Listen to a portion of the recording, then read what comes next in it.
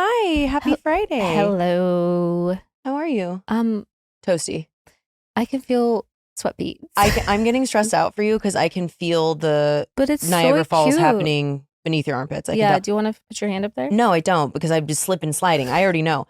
So if you're not watching, to describe to you, Katie's wearing an incredibly cute Boys Lie. The coziest thing ever, but man, it's warm. But I actually had, I swear to God, almost that exact material. We were a cheetah print family, very tacky kind of vibes. I'm gonna stop you there because cheetah print isn't tacky. Okay, but the way we did it. But my mom got us like, do you remember footy pajamas? Oh yeah. The one that we zipped from the crotch to the clavicle. So I had one of those and it literally looked just like that exact print. And I remember it being the hottest thing alive. Yeah, and it's what like boxers use when they want to go down a weight class. Correct. And that's you are going to go down a weight class. Like something's going to happen to your body. I'm like, going to be so skinny at the end of this day. Good luck for me finding your waist. I'm going to turn and look and be like, where'd she go? I'm going to be hiding inside of this. Welcome to Disrespectfully with Katie Maloney and Dayna Kathan. Unapologetically, we're here to do what we want to do. Spilling the tea. Babe, you're going to see the power of women. Like, disrespectfully.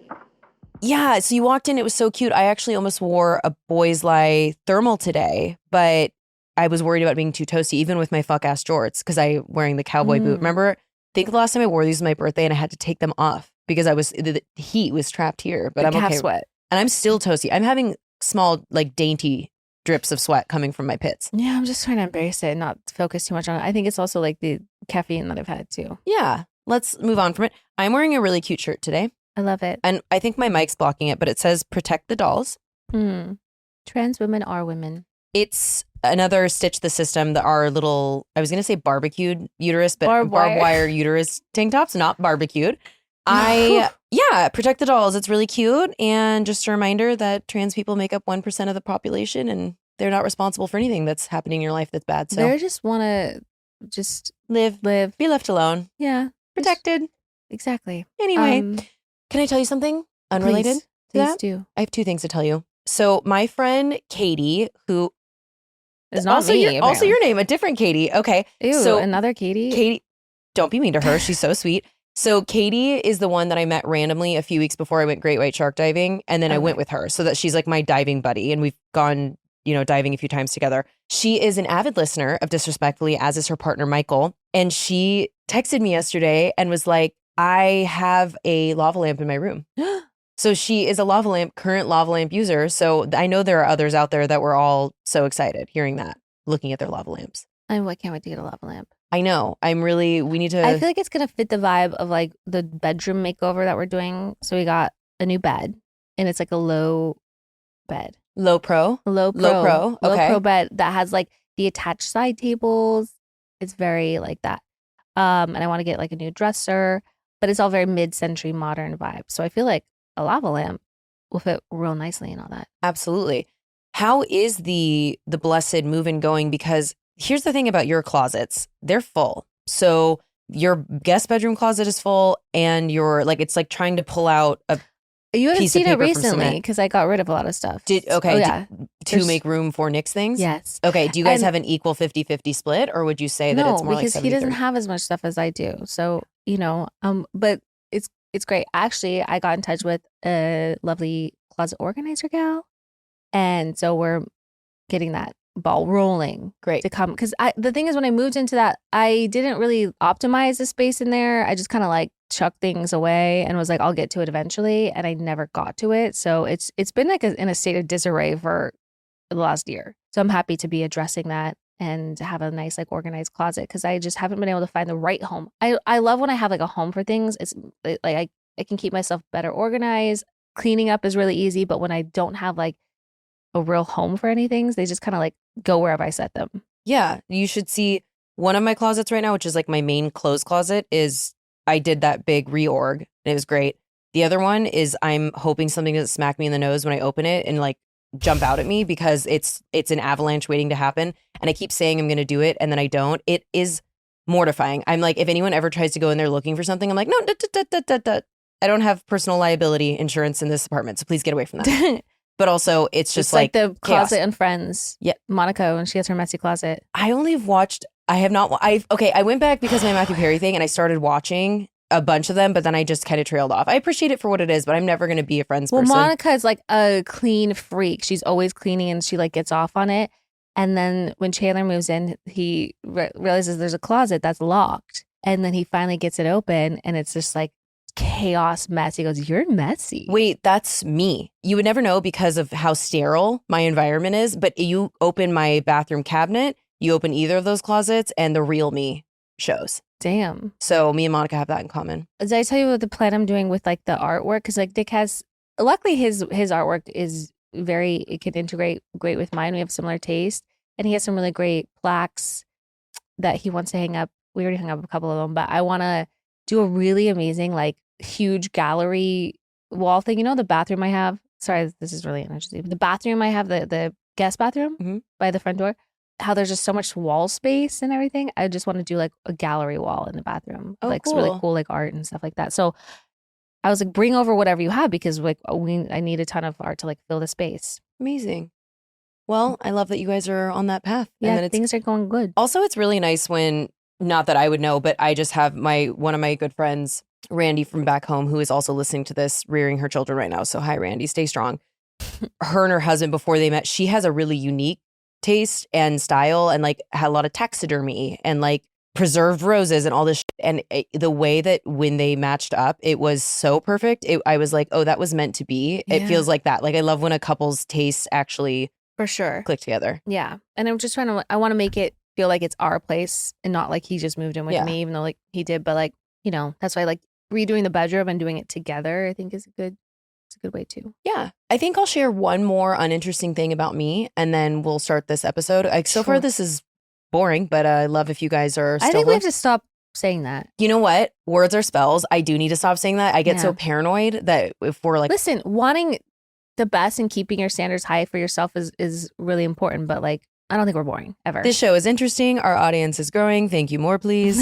Universe, show me how good it can get. All those things. Okay, last thing. I mean, I guess this could be interpreted as interesting because I've been so staunchly anti-THC. And not because I'm part of the DARE program, because I can't tolerate it. I don't tolerate it as well as I tolerate other substances that might surprise people. So it started because one of our sponsors, Out of Office, I started gobbling those up. I'd always give Katie the bigger dose ones and I would do the smaller ones. And then I started double dosing. And so I was like taking 2 3s, which is 6. And it started to help with sleep and I wasn't freaking out as much. And then I got this other brand. I don't want to say what it is. I love those. So, okay, that's the problem is that I have been able to tolerate I was getting the 2.5s and they were fine, but I really wasn't feeling it.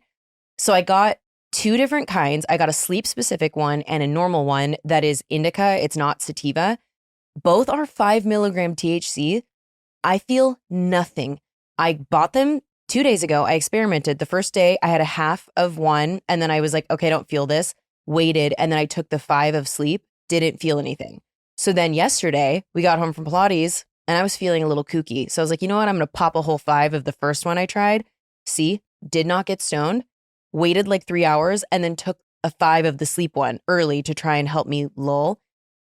You guys, am I an animal? I'm like, do I need to try another brand or something? Because your tolerance has gone up. Is that what it is? Yeah. No, because trust me, the 2.5s would have been sufficient. Now I don't feel anything when I take it. Like I'm up to 10 milligrams. This is so wild because I never thought. I feel thrilled and like happy. I want to be. Honestly, some days and some time, like instances where I take it, I feel it more or less as well. Like I think it has a lot to do with like what you've ate that day, water. I mean, I think there's a lot of things that are very dependent on how it's going to react with you. Well, I'm in my Stoney Maloney era and I'm glad. Like I've always wanted to be a girl that can pop a 5 and just be like, hey guys, but I'm usually the girl that pops a 5 and needs a jacket with buckles on the back. So I am happy and a little afraid, but I'm going to keep going with this.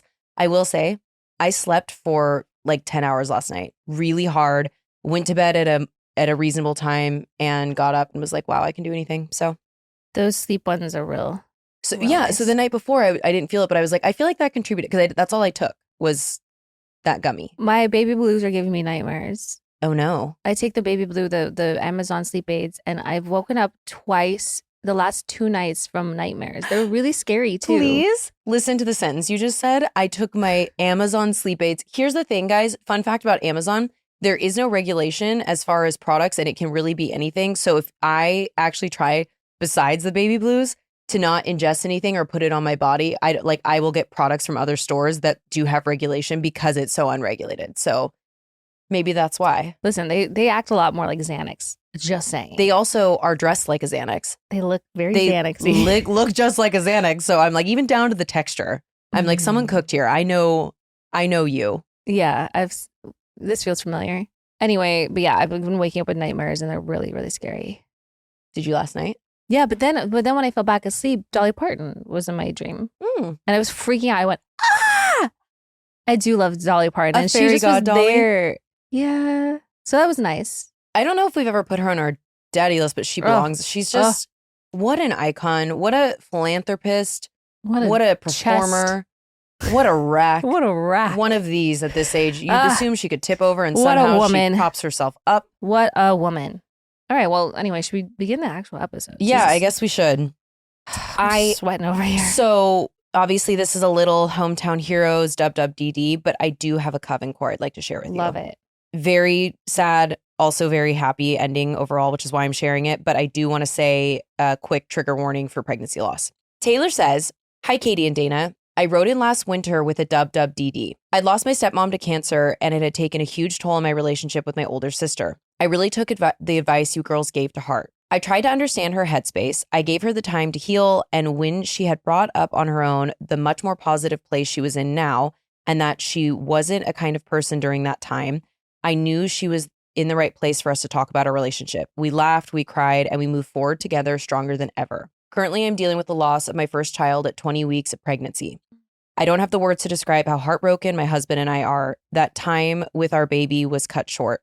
We found out during a detailed fetal echocardiogram that her heart didn't properly form. She had one chamber instead of 4 and is missing multiple valves and her SA node, which is responsible for her heartbeat, and it's very weak. On top of that, her heart is on the wrong side, along with her other organs, and she had a spinal deformation that would have her in a wheelchair bound, along with many other complications. The doctors told me that she would not make it through the birth and would not survive outside of me. We asked about options to save her, and there was unfortunately nothing the doctors could do. We had to make the devastating decision to deliver her at 20 weeks. We named our little girl Ellie. I wanted to say thank you to both of you ladies. I cannot imagine getting through this without my sister. Because of your advice, we were able to make our way through the pain of grief and losing our loved one to cancer and be inseparable pair that we have always been. I have the support of one of the most beautiful women inside and out that I've ever known. She has been there to wipe every tear for me. You both remind me of my sister in so many ways. You're both strong, beautiful, kind women. Please know the world is blessed to have you in it. Thank you again from the bottom of my heart. Your Coven makes a difference, and I wanted you to know that. I love you. Bye, Taylor." Yep, I cried. I cried the first time I read it. That just broke my heart. No, Taylor, I so distinctly remember that story. And I mean, we're just so crushed for you. I can't imagine what you're going through. And I'm so sorry that you are, but I'm so glad that you have your sister. No, I'm so deeply, deeply sorry for that loss. That is just something that no one should have to experience in this lifetime. So I'm so sorry, but I'm so grateful that you do have someone that you can heavily lean on. Man, I know it's such an intense one, but I thought it was important to share. Yeah. Well, thank you, Taylor, and we're sending you all of our love. Yes. Well, we wanted to share your story and now hopefully make you laugh a little bit. I hope that is comforting for you a little bit throughout your week. Let's get into some Heauxmetown Heroes. Yes. Fall is in full swing, and I'm trying to dress spooky as HE double hockey sticks. Know what that means, Katie? Dana, I always know what you mean. You're trying to serve Morticia Adams' realness. Well, I am brunette after all. And the thing about what you just said is, yes, you're right. I do want to serve Morticia Adams' realness, but I want to do it in a way that's high quality, elevated, and most of all, affordable. Is this a Quince ad? Yes. Are you about to tell me that Quince makes it easy to look polished, stay warm, and save big without compromising in quality? Yes, I was going to say that. I was also going to say that Quince has all the elevated essentials for fall. Think 100% Mongolian cashmere from $50, washable silk tops and skirts, and perfectly tailored denim, all at prices that feel too good to be true. Yeah, that as well. But I've also been eyeing their wool coats. They look designer level, but cost a fraction of the price, and the quality just as good, if not better. This is freaky. Yeah, that's exactly what I was going to say. And also by partnering directly with ethical top-tier factories, Quince cuts out the middleman to deliver luxury quality pieces at half the price of similar brands. It's the kind of wardrobe upgrade that feels smart, stylish, and effortless. Oh, I actually didn't know about that one. That's sick. But do you know what I do know about? The black 100% leather oversized bomber jacket that's perfect. Wow, we do talk about that jacket a lot. Oh yeah, we do, because it's Quince, baby. Keep it classic and cozy this fall with long-lasting staples from Quince. Go to quince.com/disrespectfully for free shipping on your order and 365-day returns. That's QUINCE.com/disrespectfully to get free shipping and 365-day returns. Quince.com/disrespectfully. Are you rested? Do you get good rest? Do you fall asleep the second your head hits the pillow? No, but I try to like not stare at my phone and just relax into the sheets and think happy thoughts. I think that's really important before bed because I've been having nightmares. I think mine mostly is like, eow, eow, like that TikTok noise. Like it's all the TikTok noises. I'm like I lay my head down, I'm ready for rest. And then it's like a meme. Yeah. Boll and Branch's bed bundles are perfect for creating a sanctuary of comfort. It's an effortless upgrade. You'll get everything you need with the ease of a click. Plus, there's bundle options for every kind of refresh, from new sheets and blankets to a complete transformation. And bundles for every kind of sleeper with curated bedding for your coolest, coziest, or softest night's sleep. Boll and Branch bundles are made with the highest quality, 100% organic cotton, in durable designs and customizable colors, and come with a 30-night worry-free guarantee. These best-selling sheets feel buttery, breathable, and softer with every wash. Discover the difference with Boll and Branch. You guys have got to try these sheets. They've completely changed my life. The quality is incredible, and I'm sleeping snug as a bug every single night. There are designs and colors for every bedroom style and mattress size, and the perfect foundation for Boll and Branch's airy bed blankets, cloud-like duvets, and so much more. Plus, with their 30-night guarantee, you can try Boll and Branch sheets for an entire month with no catch. You can wash, style, and feel the difference for yourself risk-free. If you don't get your best night's sleep, you can send them back for a full refund. Boll and Branch makes upgrading your bed easier than ever with curated bundles for a sanctuary of comfort. For a limited time, get 20% off bed bundles plus free shipping and returns at bollandbranch.com/disrespectfully. That's Boll and Branch, BOLLAND, branch.com/disrespectfully to save up to 20% off and unlock free shipping. Exclusions apply. Ashley says, proposal rejection. Hi, disrespectfully. I have a proposal gone wrong submission for the Coven. I'm not into tarot cards, but honestly only do it in group settings with my friends. My friends and I were hanging out the week before my trip to Iceland with my now husband. During my reading, my friend pulled the Tower card and the Death card. Everyone started freaking out, asking me if I'm going through a bad time. Am I about to go through a breakup? Is there something I'm struggling with that I'm not being vocal about, etc. This freaked me out, and when I left, I told my husband we can't go to Iceland. I'm scared something will happen, etc. Fast forward to my time in Iceland. We are on black sand beach. The wind is extreme. The waves are so high, they are known to take people's lives if you get too close. Okay, quick pause. Have you ever seen the videos of this beach? I know this beach because of videos I've seen of it. Yeah, I believe I went to that beach. Did you? Yeah. Okay, so people... I have a picture of me standing on it with there's like chunks of glacier and it looks like they're diamonds on the black sand. Yeah. Oh, cool. I've been there. Okay, so bougie. Be careful if you go. I've seen videos of people getting swept out, like because it looks so far out, so they go too close to the water, and then the waves come in so quickly they can take you out. So, oh yeah, remind me to show you a video of some of the most intense, scary ass waves. It's just the tide is mean and strong. You know what we should do? The day this comes out, we should post those on the stories. Yeah. So if people would like to go take a look, we can share those. Yeah. Okay, back to the story. It also happens to be snowing sideways thanks to the strong winds. It was my dream to see this beach. The weather just so happened to be bad that day. I turn around as my husband gets on one knee in this extreme weather, asking me to marry him. I can barely stand because of the wind pushing me around. I say, "What are you doing?" He asked me to marry him again. Still in shock, I said, "Are you sure?" Then proceeded to give him the wrong hand. LOL. We celebrated the rest of the trip and are still happily married. I forgot years ago I had mentioned to him to never propose to me unless it was on that black sand beach. He made sure to make it happen, rain or shine. The Death card and the Tower card really scares people. But if we look into the deeper meaning, it's all about sudden change. Mm-hmm. Here's 2 out of the many positive things the cards represent. New beginnings after an ending. The death card signifies the power of rebirth and the start of fresh, often brighter chapter. The Tower, spiritual awakening and clarity. It can represent a sudden breakthrough or spiritual awakening, guiding one toward deeper truth, love, and enlightenment. I used to never want to get married, but was having a change of thought after 6 years at the time of being with my partner. I look back and I smile. Dude, the Tower card and Death card are two of my favorites. Yeah. Because as somebody who is like always wanting to bring on change and deconstruct things in my life and come out on the other end better and renewed, those are like really positive cards to get. So they look scary, of course, but they often mean something much more profound. So, well, I also just don't subscribe to certain things that, like, for instance, I personally think black cats are good luck. Mm-hmm. People assign meanings to things when it's like, well, I guess it's perspective. Yeah, well, I know some people are, what do you call it? Stupid. No, superstitious. I'm not superstitious. Superstitious. I'm not superstitious. I'm just a little stitious. Yeah. Michael Scott. Tiny. Yeah. The late, great. Just kidding. Actually, I think people have been doing that lately for shows. Someone was like, R.I.P. Phil Dunphy, you would love House Tour or whatever by Sabrina Carpenter. It's so true. He would be like, it's not the meaning. It is literal. Yeah. Oh, what a great character. Okay. Ariana says, Curse of the Klepto. Hi, Katie and Dana.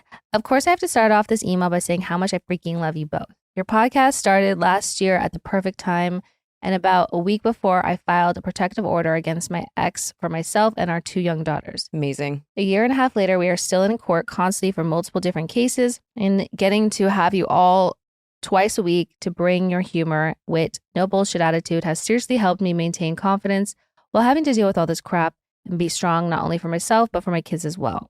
As hard as things have been, I'm definitely thriving and not just surviving anymore, and I want to thank you for being part of the reason why. Oh, thank you. That's so sweet. Anyway, the point of this isn't to get into that, but to share the common issue we all seem to have about being crazy little kleptomaniacs growing up. I had the curse of always getting into trouble for little things, but constantly getting away with things that I really shouldn't have. That's interesting. Yeah, I like that. I feel like I know people like that. I had friends that got caught stealing little things like eyeliner at Target and ended up getting into big trouble and having to complete community service while I was bringing a wrench into places like American Eagle to remove sensors and never got caught. Jesus. Okay, Bob the Builder. Wow. This confidence in my ability to steal carried me into eventually stealing from the ABC store where I live. That's the only place you can buy liquor, and getting away with it starting at 17. I always went in with someone of age that bought something while I shoved countless bottles into my purse and got away with it for about a year. One day, a few months after I turned 18, there was a big party at night where I decided that what was stolen during the day wasn't enough, so I went back like 20 minutes before the store closed. Well, I wasn't as slick as I thought that day, and the woman at the counter was super suspicious when I left in the afternoon, and when I came back in, immediately called the cops without me knowing. After shoving about $250 worth of liquor into my purse, the cops walk in and got me. It was grand larceny at the point, and since I was freshly 18, went straight to jail. My parents were pissed at me, rightfully so, and taught me a lesson by leaving me there for 4 days. Holy shit. I didn't steal anymore after that, but I was still an absolute hellion for years. I've done probably everything you could think of and have so many stories I could tell. Obviously, I have my shit together now, but if my daughters are anything like I was, they will probably give me a run for my money when they're older. But joke's on them because I know every trick in the book. Sorry this was so long. Hope it was a fun read. If you want some stories from my wild days, let me know. I'll definitely keep them short and sweet. We love you. Bye. We want all the stories. Of course let me we just do. say that for sure. That's fucking nuts. That right after you turn 18, that sucks. I do think that the saving grace for most kleptos is that we were kids under 18. So a lot of people got lucky because they got caught when they're 15, 16, 17. Yeah. That sucks. Yeah, because you definitely grow out of it for the most part. I don't know. Some people go on to grand theft and things like that. But I don't know. I hope your daughters, if anything, you should tell them about this so they can learn from your mistakes. But oftentimes they will be karma. They'll be your karma. Yeah. But I hope that doesn't happen. I yesterday saw a video of a gal. I know the answer to this question, but I'm going to ask it anyway. Have you ever had a buzzball? Oh, girl, I love a buzzball. Wait, I was thinking you were going to say no because I imagine they're a hangover in a bottle. I've never had one. Oh yeah, no. And then when we went to Arizona to go golfing with our friends, they have the big buzzballs. So we made them get that. That way we could all, just take shots of it. But like, oh yeah, I have like a little Buzzball in the car before going into Disneyland. Should we have a Buzzball soon? Maybe Yeah. I'll try one out. The margarita ones I really like because they have ones, a lot of them are wine based, some are tequila and some are vodka based. I know all the stuff about Buzzballs. They're liquor? Yeah. They're like this I thought it was malt generation's, liquor, like. they're this generation's like Four Loko. Okay, I am living under a rock. Didn't know they were liquor. The reason I bring this up is I saw a video yesterday of a obviously underage gal. She had like 8 of the big ones in her hand. Literally, I don't even know how she was doing it, but she tried to get to the door and the person that was working at the gas station or convenience store or whatever was holding the door and she smacked them like balls out of her hand and they all exploded all over the floor. And then she was like, get out of the store. And the girl just kind of like, and walked away. And I was like, babe, you're lucky she didn't hold the door and call the police. Like, yeah, you are fortunate that all she did was smack your Buzzballs. But I was like, maybe I should try a Buzzball. Yeah, let's have a Buzzball. But so that's what the kids are going for these days because it's probably high ABV. It's like 11.5% or something like that. It's crazy. So yeah, you get like pretty fucked up off of one. The first time I had one, we did that and then we went to an escape room. It's 15%. Or 15%. Sorry. Even more. They're 15%. Thank you for the fact check, Allison. What? I know. Well, this I feels like me like discovering how high the alcohol is in a Cutwater and drinking 3 of them at the baseball game and literally blacking out. Also, how high in sugar they are. I mean, that just I'll never drink one of those again. Do you think but that Buzzballs, yes. Do you think Buzzballs are less threatening than Cutwaters? No, but the thing is, you can only really have one. It's not like a Cutwater. They get you. It tastes like juice. Yeah, it's like high noon. Buzzballs do taste like juice, but like you really don't want more than one. Okay. Well, maybe we should Buzzball it up on an episode here. Something weird. I'll bring the Buzzballs. We should try those 5 milligram and see how the episode goes. I'm sure it's going to be amazing. Oh, no. We can't crossfade. I love to crossfade. Proposal rejection. I obviously had a theme today. Hi, ladies. Your latest episode just reminded me of a very unfortunate time in my life, and I must share. Back in 2017, when visiting the Grand Canyon from Australia with my then girlfriend of 6 years, I was proposed to. Prior to this trip, I was mentally planning to leave the relationship. I knew it wasn't for me anymore, but went on the trip as it was something I was looking forward to, and there were a bunch of us going, and I would deal with the hurdle once we returned. She pulls this ring out on the edge of the canyon and asks me. My avoidant ass instantly told her to put it back in the bag. Oh my God, people are looking at us. Looking back, I can see how awful that was, but I internally panicked. Anyway, safe to say our relationship dissolved on return to Australia. I am now a happy 43-year-old with a life partner and a dog and have no plans to tie anything down. P.S. Love your podcast. It's my go-to weekly. I recently revisited Vegas and the Grand Canyon last month and made new memories with a bunch of girlfriends, and we told the story to our helicopter pilot. He found it quite amusing. Haha. Christy from Australia. Anonymous says, hi, I've written before, so I'll skip the pleasantries of how much I enjoy y'all on this podcast. Anywho, when I was 17 years old at a party with my friends, I left with an Irish goodbye to be a hoe. I like the little emojis around it. I had been chatting with this older man on MySpace and he lived about 30 minutes away. So naturally, I decided to go and meet up with him and not tell anyone. Wonderful. Perfect. First off, I pull up to his mother's house. He comes out, gets in the car and tells me we're going to a hangout spot. Side note, we're in the middle of nowhere at this point. We pull up to the hangout spot. It's an abandoned house. Against all survival techniques, I go inside. There's nothing, no power, just a sheetless mattress on the floor. Fight or flight definitely kicked in, and I don't 100% remember the next few minutes, but I did manage, after a lot of back and forth, to convince him that I had an emergency and had to leave right then. Somehow, I luckily left unscathed, dropped him off at his mother's house. I know for a fact I narrowly escaped a potential traumatic event. I wish I could say that that was the end of my hoe phase, but 'twas not. You are so lucky. But, and I'm not saying this with any judgment. We talk about this all the time. The stupid shit you do as a teenager, and especially in that scenario, if you're talking about MySpace, you maybe had a flip phone, but you didn't have any type of smartphone. No one had your location. You didn't tell anyone. Like, I'm so happy that turned out okay for you. A man taking you to an abandoned house. That is crazy. 30? Ew, he's so gross. Hanging out with a 17-year-old. Just God. Ugh. Anywho, thrills you're okay. Yeah, thanks for sharing. Let this be a cautionary tale to others, my Godney. Phoebe says, hi, Katie and Dana. I really enjoyed listening to y'all and being able to relate. This last episode, especially when Dana brought up the movie Fear. I was 8 years old at the time the movie came out, and I had no business watching it at home on HBO, just like I had no business watching Sex and the City and Taxi Cab Confessions. I was waiting for Dana to talk about the carnival ride scene with the background song Wild Horses. I rewatched it last spooky season and used it as an opportunity to introduce it to my movie buff husband from Japan. He was not impressed at all. He just didn't get it, just like he didn't get Cruel Intentions. I'm waiting for the opportunity to do a TikTok of the scene with my husband as Ryan Phillippe, waiting for me dressed as Reese Witherspoon at the top of an escalator with the song Colorblind in the background. One of the most fundamental movie scenes of any young girl's Staple. life. Oh my God. Or Crazy Beautiful with Kirsten Dunst and Jay Hernandez. So good. Also, sidebar, because we were just talking about Kirsten Dunst in another episode. I haven't seen that since I was a kid, and I remember loving it, and I saw it streaming recently, so I think I need to do a rewatch. We should revisit that. Okay. I also enjoy hearing what movies and documentaries you're all watching. I've seen almost all the ones that you've mentioned on the pod. Unknown Number was wild. Netflix also came out with a documentary, Tell Them You Love Me. You should watch it if you haven't, but it's disturbing. As a speech therapist, I was shook to the core. Have you seen the trailers for that on Netflix? What is it? So I have. It was someone who was nonverbal but was, able to communicate in other ways. And I haven't seen it yet, so I may be butchering it. But it was a predatory person who was acting like they were in a relationship or something and speaking for the person. I don't know. I didn't watch it because I was like, this is so dark, but maybe I need to revisit. Yeah. Looking forward to watching Weapons. I was never crazy into scary movies. I'm such a chicken, but my husband is such a fan of gory, violent movies, and I'm starting to find some of them exciting and thrilling. Anywho, continue sharing your nostalgia, spooky stories, documentaries, movie recs, and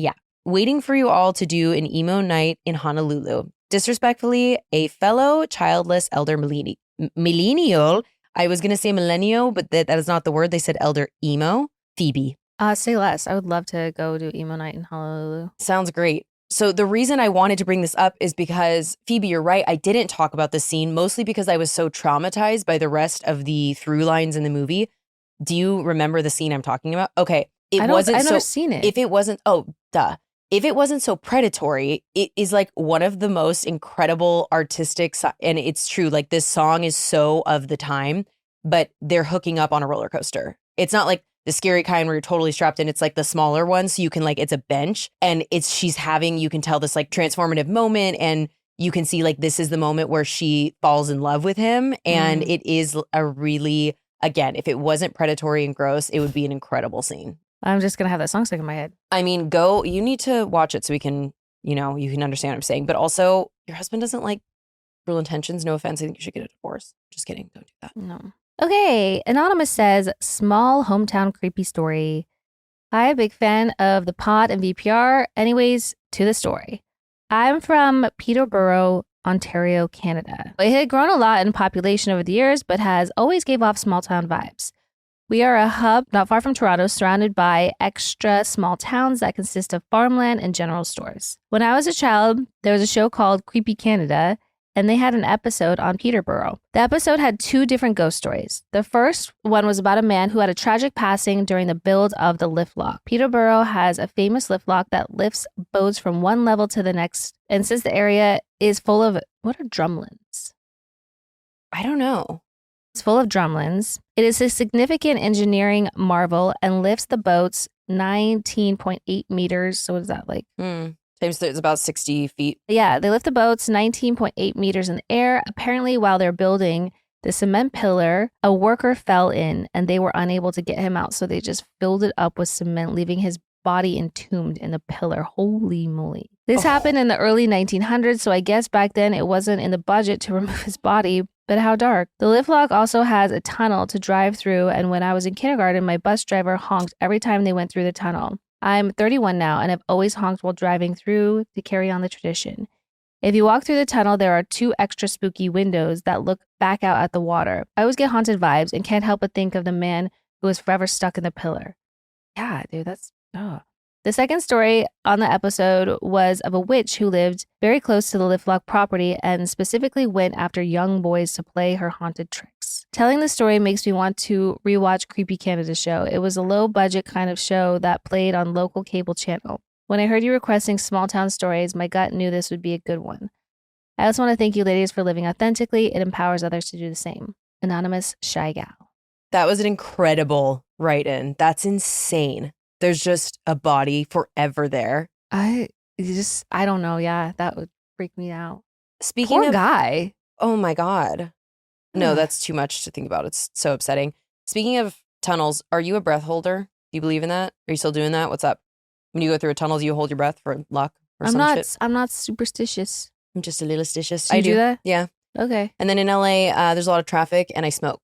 So it's not easy. I'm often like halfway through the fucking thing and I'm like, ugh. You're just like stuck on like PCH when that one time Yes. turning red going, in the face. yeah, 100%. But I still do it. I don't know. That was a big, you know what I'm talking about though, right? Okay. Yeah, that was a big thing. Do you like do the thing where you kiss your hand and touch the roof of your car when you go through a yellow light? I kiss my index finger because it's the finger that I used to wear my mom's ring on. Yeah. I kiss it. I'm trying to think if there's anything I do. But to be fair, I do that. I've talked about it before when I lost my mom's ring, taking off and landing on flights. Like anytime I feel nervous about something, I kiss my finger to like talk to my mom. I knock on wood. Okay. There you go. So there's a thing. I'm like just very little stitious. Okay. Yeah. You sure are. Great write-ins, you Thank guys. you. Love those. Should we do a little WWDD? Yeah. I feel like very like I want to impart. Okay. Let's impart. Okay. Sarah says, my WWDD is an am I the asshole kind of situation, which you love those. Mm-hmm.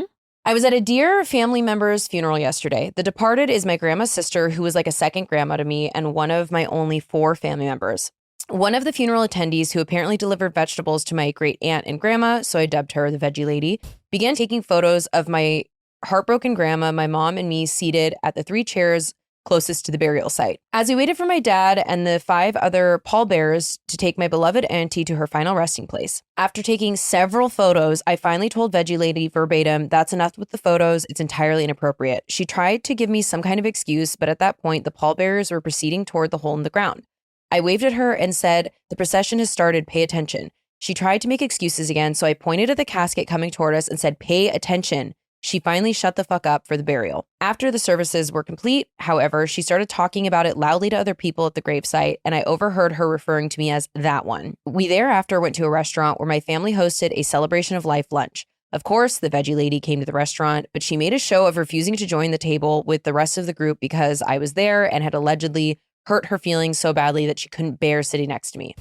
I don't feel bad for what I said or did, but how would you two have handled this kind of situation?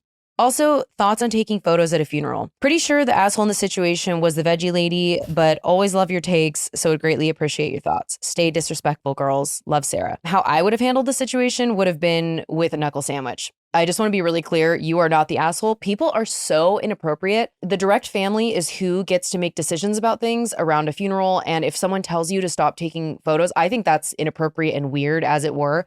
But okay, take one photo out of the way if you want to for the family. But if a family member who's in the photo is like, please stop, I think that you handled it as best they could. And obviously this person is a fucking martyr. Like, oh, you hurt my feelings. Like, that's just an old boomer that isn't fully cooked emotionally intelligent wise. So like, I think I've told the story before, but at my mom's funeral, the way that people were inappropriate, like a gal had printed out her own pamphlets for the funeral. We had printed ours out and put them on the chairs. And she started going around putting her pamphlets on top of the ones that me and my sister had designed and had. One of my father's weird friends, I'm not going to say her name, but she was a fucking freak. And I went up to her and I was like, screamed her name. And I was like, because no one was there yet. She got there early. And I was like, please take those away. These are the pamphlets. And she looked at me and she was like, oh, and started like crying to my dad. And I was like, people are so inappropriate. You did the right thing. She's a dick. Yeah, you're so not. I disagree with everything you said. Like, you're not the asshole, like, at all. Like, yeah, people, even at weddings, the way people try to like take attention away and make it about themselves. Like, do you see that one? Everyone's seen the wedding video where the couple, they're like having a kiss. Like, the ceremony just ended. They take a couple steps down the aisle and then he like dips her, and some auntie like walks in front of the camera so you miss it. There's like fireworks going off. Yeah. And all of a sudden it's just her dumb face coming in there. Like, people just don't know how to behave or practice decorum at these types of events where it's just like, all you have to do is just be there. Don't do anything. You don't have to take pictures. There's a photographer there. Like, it's all good. But especially at funerals, I don't know. It's the same way I feel like when people take pictures with people like in hospital beds. Like, no. If you need that for your memory, your like final moment with a person, okay, but please do not put that on the internet. That's not for public consumption. That is so fucking weird. It's very weird if you want to. Anyone, it's about the family, the closest family, obviously everyone they love, but someone trying to make it about themselves after they did something weird, yeah, I can't handle that. Hey, you. Stop stressing about groceries. Yeah, we're talking to you in the Coven listening. It's unnecessary stress that you don't need right now. Use Hungryroot. You're in the car, or you're sitting on the couch, or on a peaceful walk, or something. Why are you stressing about groceries? Just use Hungryroot. Imagine having your weekly cart filled for you with personalized picks, then shipped right to your door, taking all that work off your plate. Incred. Incred. Hungryroot takes the stress out of grocery shopping by filling your cart with personalized selections that get smarter with every order. From smoothies and kids snacks to sweets, salad kits, supplements, and more. There's something for every taste and nutrition goal. Whether you're gluten-free, dairy-free, high-protein focused on gut health, or whatever else, Hungryroot helps you eat well. After a quick quiz, their smart cart technology recommends groceries and supplements tailored to your needs, like having a personal shopper that learns what works for you. Hungryroot helps you save by reducing food waste and avoiding impulse grocery buys, which I'm known to do.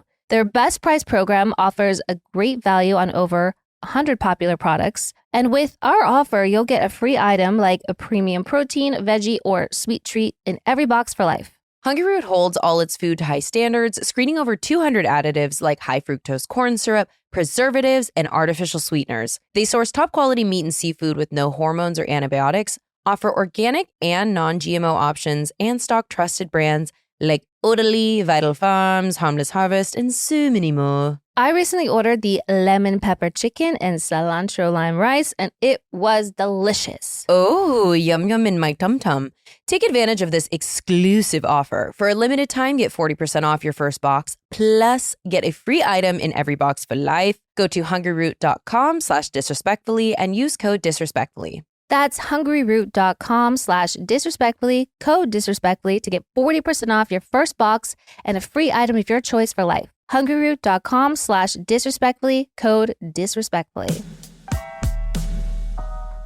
You know what? I still love a good night out, but I'm not always in the mood to drink, and I am shocked. Luckily, I found a great alternative. Soul's Out of Office Gummies. They give me that same light, happy buzz without the hangover, sugar, or awkward next morning. Soul is a wellness brand that believes feeling good should be fun and easy. Soul specializes in delicious hemp-derived THC and CBD products designed to boost your mood and help you unwind. Their best-selling out-of-office gummies were designed to provide a mild, relaxing buzz, boost your mood, and enhance creativity and relaxation. With 5 different strengths, you can tailor the dose to fit your vibe, from a gentle 1.5 milligram microdose to their newest Big Daddy 15 milligram gummy for a more elevated experience. Elevated like going to Mars? And if you like their out-of-office gummies, try the new out-of-office Bevy, a refreshing alcohol-free alternative that's perfect for winding down on the couch or socializing with friends. I love a THC cocktail. Oh, that's my fave. And these ones are so good. Yeah, it's like, they are. It feels like a spa because I have it's like a cucumber one that's really yummy. Anyways, Soul has a variety of products specifically designed to help you get a better night's rest, including their top-selling Sleepy Gummies, a fan favorite for deep restorative sleep. With wellness at the forefront, you can feel good about what you're putting in your body. All of Soul's products are made from organically farmed, USA-grown hemp and are vegan, gluten-free, low in sugar, and federally legal. Bring on the good vibes and treat yourself to Soul today. Right now, Soul is offering our audience 30% off your entire order. Go to getsoul.com and use the code disrespectfully. That's getsoul.com, promo code disrespectfully for 30% off. Kale says, "Hi, girlies. As always, love you and have been day one pod fan. Thank you for keeping my week entertaining." Okay, so here's my question. I had a daughter 3 years ago this October. It has been 3 years, 9 months since I last had sex. So your girl is needing some. I've never been the type of girl to sleep around. I always would bang my exes if I needed to get it in. So I don't know how to do the one night stand thing. Also, we live in a scary world, so going home or bringing someone to my place seems terrifying. What are your thoughts on how to go about having a one night stand? Thanks and love you both, Kale. Well, I mean, one night stands are exactly that. It's a one night. So that would involve maybe a stranger. I don't know. I mean, I don't totally advise for that. It's because you're correct. It's a very scary world. But what I do believe in is friends with benefits. So I don't know. I mean, I think there has to be like a lot of communication and same paging that goes along with that. But I think that's sort of like a fun way to have casual sex without risking too much. And, you know, I think that What do you it's because I'm also not a one night stand person, not because I'm above it. Sex is not good for me unless there's a connection and I know someone, you know, an amount. But I do think it is a scary world, but we also do have to take risks sometimes. So it's like, honestly, go out and use best judgment. I think that women are so intuitive, and not saying that hasn't ever, someone has thought it was a safe situation and it hasn't led to bad things, but use best judgment. And I think, yeah, try putting yourself out there and see if you meet someone in the wild. But also, like, you can go on Tinder still. Tinder is very much a hookup app. And, you know, again, it's dating apps can be a scary place at all, but do some sleuthing, use good judgment. I would say definitely it would be a thing in which you should go to their place, because I personally, even if my child wasn't there for the night or whatever, I wouldn't want someone in my that's daughter's your space. safe space. Yeah, so I would say I'd lean more toward going to their place. But yeah, like, or maybe put the feelers out. Maybe you don't have a friend in your life that you could see yourself banging, but like ask other friends and be like, I'm looking for something casual. Who do you know that's up for a romp? That's what I mean. I'm sure someone who knows someone that you can make love to. Because if you're not, I think it's much easier to find someone to hook up with than it is to get into a relationship with them, obviously. So I mean, yeah, that could just be like, you got any hotties? Use a referral system. Someone in your life has the D for you. Mm-hmm. So yeah, because going back to the exes, that's very problematic. I do. That's me. Classic. Recycle for sure. But yeah, I think more of a friends with benefit situation is a good way, because, you know, you guys can just be on call. Yeah. So go for a referral or a friends with benefit, or use really good judgment. Yes. But let us know when you get laid. Mm-hmm. 3 years, 9 months. So basically until like the last time you conceived. Yeah. Damn. Kay says, hi ladies, I'll try and condense this. I've never told the story before to anyone, so who else would be better than the disrespectfully Coven? Rewind 10 to 15 years. When I was living with my parents, nighttime, getting into bed, I always liked being a little cocoon and would wrap myself up cozy in my duvet. I'd have this odd feeling something was watching me. So out of my cocoon I'd get, turn on the lights and look around, nothing. So I go back to bed. I always slept close to the top of my bed, and all of a sudden I'd be yanked down to the bottom of my bed, feet hitting the footboard. I would lay frozen until I fell asleep, almost paralyzed. Then not remember much else. I'd wake up with odd bruises on my legs, and I don't remember ever getting hit from anything or myself. This incident happened a few times a year. It's never happened since I moved out with my now husband. What do we think it means? Sincerely, a traumatized child who can no longer sleep in her childhood house, who became a first responder to add more trauma. Keep up with therapy, my Coven. It's worth every dollar. I think it means you have a poltergeist. Yeah. I don't totally know. I think that people, because we try to rationalize things and it might make it easier for us, jump to sleep paralysis. But as someone who has had paranormal experiences, like, you can tell when it is real, when it's not. Mm-hmm. So I mean, I think you had either a trickster ghosty ghost or something a little more menacing. But either way, you were haunted. You were being haunted. You were haunted. And luckily it didn't attach itself and come along with you for the ride, because that would be really unfortunate for you and your husband. But yeah, I don't blame you for not wanting to tell this story or wanting to live in the memory of it, because that is spooky shit. Yeah, and we love one that isn't attached. The two that I grew up with, the nice little boy and the mean old lady, I haven't seen them since I've been at my parents' house, which has been over a decade. So why don't ghosts do more hunting during the day, like when the sun's out? You know, I don't mind. You want to open a cupboard, but when you're the most vulnerable state, in bed, not wearing much clothes, I don't know, I'm just speaking for myself, and shit starts going crazy, you're like, tight. This is a bummer.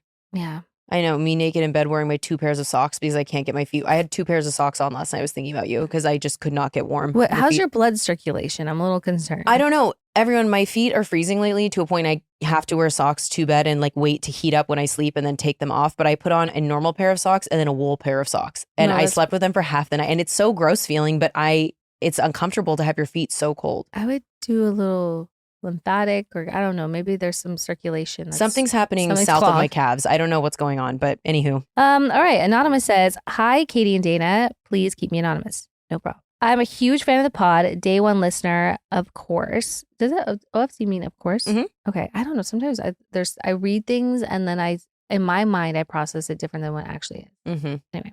I have to Google. I've loved VPR and you two for as long as I can remember. So, quick life update. I just graduated college in May and I'm starting my first big girl job. Yay, but also nay. Hello. Here's the deal. I'm dealing with full-on mean girl at work who has the biggest superiority complex. She constantly talks down to me and acts like she's my boss. Spoiler, she's not. The worst part is I can't really go to my manager because they're super close. So I'm kind of stuck. Do I just stick it out and hope for the best? Normally, I'd have no problem standing my ground and matching the energy, but I feel like in this stage of life, I kind of can't. At the mercy of corporate America, and it sucks. Would love any advice you ladies have. P.S. I'll definitely be writing in again soon with some ghost stories. My mom and I have a weird little sixth sense thing. I don't know what else to call it, so I've got plenty to share. Looking forward to that. But here's the thing. First of all, I don't think you're ever too old to be petty. But with that said, I think with this particular instance, you don't feed the troll. You don't give into the beast. I've had people like that where they're just the worst type and they want a reaction. And when you don't, they just eventually move on. If you don't feed them, you starve them. And you're going to not win. If you go to the manager, that's going to create an even bigger problem. So I think you just do your best to ignore it. I don't think you need to go out of your way to kill them with kindness thing. I think just stonewall. Yeah. Gray rock them. And then they'll eventually move on to something, hopefully. I mean, it might take longer than you'd prefer, but I think in this instant, it is taking that high road. Hemorrhoid? Taking that high road. Well, okay, completely agree. I also, as someone who spent majority of my life in the corporate arena, my first job, I had someone similar to this. She was such a see you next Tuesday. I cannot explain. And what you'll learn as you grow in your career, and congratulations on graduating and your first big girl job, but most people do not stay at their first job. Some do, but you'll probably be there less than 3 years. So in this time, gray rock, you don't have to go overcorrect and kill her with kindness. Just don't feed the beast, like Katie said. But you will also learn how to navigate this and say fuck you in a professional way as you grow into your career. In the beginning of my career, I would let that shit eat me up and whatever. And then I learned how to navigate it and be me and bring my own flair to it. And then I did it for sport. When someone was mean to me, you learn how to handle it. And then, yeah, if it was escalating behavior, you could pull in HR or a manager. But for now, I would say if it's just her being a bitch, let her. Yeah. Unfortunately, let her. You will learn how to navigate it and it won't always feel this way. But you're likely not going to be at this job your whole career. So, and this isn't a you problem; it's a them problem. She's got this weird complex. Yeah, so I don't know. I wouldn't engage. Hope that helps. Alex says, libido help. Hi, queens. You know what's coming. I've been a day one pod listener. I recommend you guys to everyone, and I'm often caught grinning like a goof in public because of something you guys said that made me giggle. Thank you for bringing some fun to my day-to-day life. Anywho, I don't know if this is a direct WWDD or perhaps just a little bit more of an advice question. I take antidepressants, SSRI specifically, Sertraline. Sorry, I don't know how. Sertraline. I am from the UK, and I have since. Honestly, that might be I take Zoloft, but I take the generic. That might be it. I don't know. And I have since I was 18, now 26. I recently in the last year had to increase my dose due to a slight whoopsie breakdown I had, which I love the way you're describing that, which has worked fabulously, and I no longer cry at everything and stare blankly at walls all day. However, it's had more of an increase on side effects that I didn't used to have. Mainly, it has really impacted my sex drive libido. I used to have a pretty healthy one. However, since being on the highest dose, I just never care for sex. This is fine with me. However, I'm in a long-term relationship. Whilst I have had all the open conversations with my partner, I can't help but feel incredibly guilty. He was once dating this freaky freak who now barely wants to make out in fear of having to turn him down if things go further. It is weird because in my heart, I do want to be intimate. It's something I love about our relationship, but my body doesn't crave it. And I fear I have built up anxiety loop around it now that I cannot break. I'm writing into you guys as I know Dayna specifically has spoken out about taking antidepressants, and I was wondering if you have ever experienced something like this or have any advice. Appreciate any help or even just acknowledging this is somewhat normal. Best, Alex. So normal. First of all, Alex, so normal. That's, I would say, one of the top side effects depending on the medication you're taking. So first of all, want to give space for that. I personally haven't had that specific side effect, but I've had other side effects, so I get it. I would say when you're looking globally at your mental health and also your physical health, which the two correlate, you have to decide a quality of life scale, right? And this should be something that you are discussing with your doctor. And if you haven't, I would immediately talk to your doctor about it and say, hey, glad that this has stabilized me. We went up on this dose, but now I'm having this problem and it is something that's impacting my life and your relationship. I think that this is very real and that it is the medication, but I think the anxiety loop, I also relate to that. Sometimes when something wigs you out, it makes it worse and it gets bigger and it gets bigger. So I think that there is a little bit of that at play. But I think definitely talk to your doctor because, I mean, at least I know this just from my own personal journey. But if one medication isn't working for you for one big reason at that high dose, perhaps there's another medication. Or I now take an SSRI and mood stabilizer, and all the mood stabilizer does is keep me at the dose that I'm on my SSRI and complement that and then help in that way. And I'm not advising getting on more medication or changing it. I'm saying that you should talk to a doctor, but definitely do that because I feel like sometimes, like I was having a pretty big side effect on my other SSRI I was on, and I for years did not talk to a doctor about it. I don't know. I just like assume that's how it should be.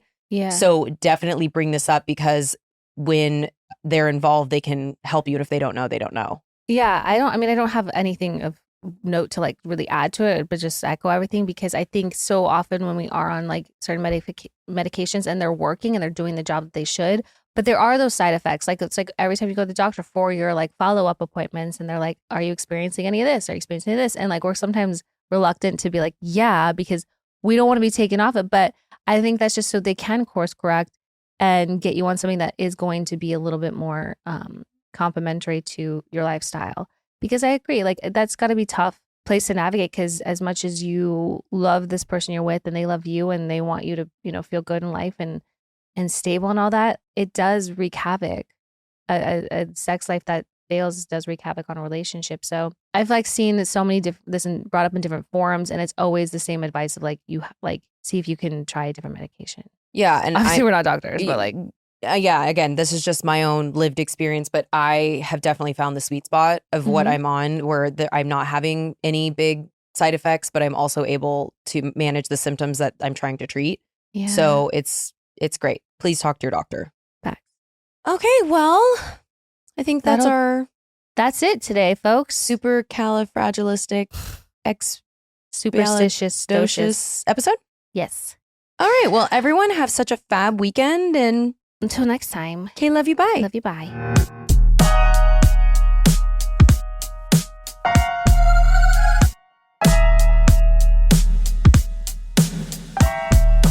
Babe, you're gonna see the power of women. Like, disrespectfully.